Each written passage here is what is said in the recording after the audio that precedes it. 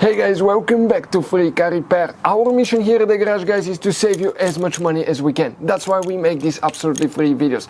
Let's go ahead and start on it now. Where is the alarm fuse, guys, on Honda Civic 10th generation? We'll demonstrate on 2017 model. We have two fuse boxes, but we'll need to open just the fuse box that's located inside your Honda Civic, guys. And if you come under the dash right here and you look upside down, practically right here under the dash, you're going to see, guys, okay, a fuse box that looks just like that. This is your OBD port right here. This is the fuse box towards the dash.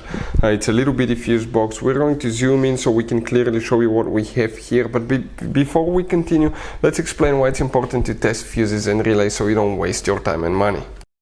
So let me explain why it's super important, guys, to test fuses. Fuses, not often you can see if they're burnt or they're good. Sometimes they may seem perfectly fine, you think it's a good fuse, you put it back in and you end up spending money and time on parts and problems that do not exist, guys, when all you had to do, test your fuse, find out it's bad, replace it, fix your problem. So we will have a video how to test a fuse, okay, different kinds of fuses, and how to test relays, guys. We're going to put the link in the description of the video below specifically to that video. Please check it out.